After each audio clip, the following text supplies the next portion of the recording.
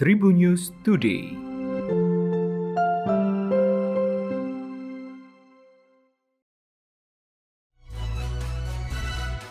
Halo Tribuners, berjumpa kembali bersama Memes di Tribun News Today. Memes akan berbagi informasi menarik untuk kamu dimulai dari berita nasional.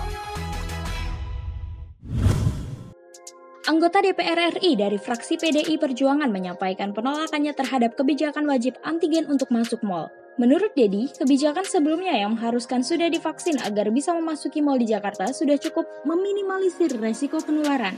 Dengan syarat, mereka yang masuk mal harus tetap taat prokes dengan menggunakan masker berlapis, menghindari kerumunan, dan menjaga jarak. Dedi justru heran kenapa hanya mal yang diwajibkan antigen. Bagaimana dengan pasar yang sulit menerapkan protokol kesehatan karena biasanya ruang gerak masyarakat sempit? Jika maksudnya melindungi masyarakat, harusnya Kementerian Perdagangan dan Kemenkes memonitor penerapan prokes di pasar tradisional yang lebih beresiko. Mungkin pengambilan kebijakan kurang memahami tekanan ekonomi yang dialami para pedagang dan masyarakat kecil. Biaya untuk swab antigen ratusan ribu dinilai tidak terjangkau oleh masyarakat, lantaran hanya akan memberatkan masyarakat dan merugikan para pedagang. Pemkot Yogyakarta mulai ancang-ancang melakukan penerapan pembatasan waktu kunjung di kawasan Malioboro bagi wisatawan. Meski rencana itu kini masih dalam bentuk simulasi dan belum diketahui kapan tanggal pemberlakuannya, tetap saja hal itu mematik respon dari sejumlah komunitas di Malioboro. Ketua Paguyuban Kusir Andong Malioboro Purwanto mengatakan ia mengaku menghargai rencana dan keputusan para pemangku kebijakan. Pasalnya, Purwanto memaklumi dalam kondisi pandemi COVID-19 seperti saat ini tentunya sulit untuk bertindak dalam memutuskan suatu kebijakan. Sebenarnya, dia menilai waktu 2 jam untuk berkunjung ke Malioboro tidak terlalu menguntungkan bagi para kusir Andong. Kendati demikian, Purwanto tidak lantas mempersoalkan hal itu dan memilih bersabar sembari menanti kebijakan pelonggaran selanjutnya. Adanya kebijakan tersebut dinilai oleh Purwanto sebagai matahari baru yang cukup menggembirakan dirinya dan 470 kusir Andong lainnya di Malioboro. Penuturan Purwanto, saat ini anggota Paguyuban Kusir Andong Malioboro yang kembali beraktivitas hanya sekitar 11 kusir Andong saja. Itu pun menurutnya hanya sekedar duduk-duduk menikmati suasana Malioboro setelah sekian lama para kusir Andong tersebut libur. Anak komedian ternama, Sule, Putri Delina menceritakan hubungannya dengan sang bunda Natalie Holzer. Beberapa waktu lalu diakui Putri, ia nyatanya sempat terlibat perang dingin dengan bundanya saat itu hingga membuat jagat maya heboh. Anak Sule ini pun menjelaskan kronologi awalnya.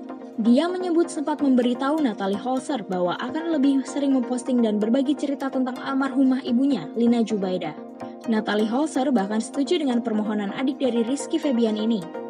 Kala itu, Putri tengah merasakan kerinduan teramat dalam dengan sang ibu. Ia lantas mencurahkan isi hatinya melalui unggahan di Instagram pribadi miliknya.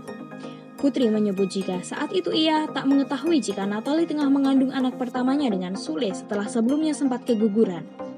Begitupun Natalie yang belum mengetahui hal tersebut karena mantan DJ tersebut belum mengecek kehamilannya.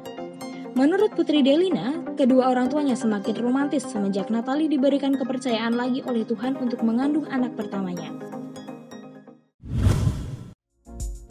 Pemain ganda putri Indonesia Grecia Poli tengah merasakan puncak karir sebagai pebulu tangkis. Raihan medali emas di Olimpiade Tokyo lalu mempertajam raihan medali yang ia dapat dari event lainnya. Medali emas Olimpiade sekaligus menjadikannya sebagai salah satu serikandi bulu tangkis Indonesia yang mampu mengecap manisnya medali kemenangan Olimpiade. Rupanya, event 4 tahunan itu tak selalu identik dengan medali saja. Setidaknya itulah yang ada di benak Grecia Poli. Pebulu tangkis berusia 34 tahun ini pun juga berusaha mengambil hikmah dari perjalanannya selama di Olimpiade Tokyo. Ia lantas menuliskan pengalaman dan pelajaran tersebut dalam sebuah unggahan akun di Instagram pribadinya. Grecia setidaknya memetik 3 pelajaran berharga dari petualangan bersama Apriani Rahayu tersebut. Pelajaran pertama yang ia dapat adalah terkait mimpi seorang atlet. Mimpi Grecia Poli untuk meraih medali emas di event Olimpiade sudah terpatri sejak tahun 2012 silam. Namun dalam Olimpiade 2012 dan 2016, ia belum berhasil mewujudkan impiannya tersebut. Kerja keras dan kesabaran sang pemain pun terbayar lunas di tahun 2021 ini. Olimpiade Tokyo menjadi saksi kecemerlangan permainan dan tingkat pengalaman yang sangat matang dari Grecia Poli.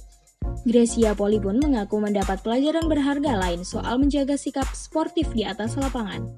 Olimpiade Tokyo membuat Grecia menjadi seseorang yang meniti ke tingkatan selanjutnya dalam hidup. Demikian tadi 4 informasi terkini yang menarik untuk kamu ketahui. Jangan lupa untuk terus mendengarkan Tribun News Today hanya di Tribun News Podcast, Spotify, dan YouTube tribunnews.com. Memes pamit undur diri, sampai jumpa. Tribun News Today.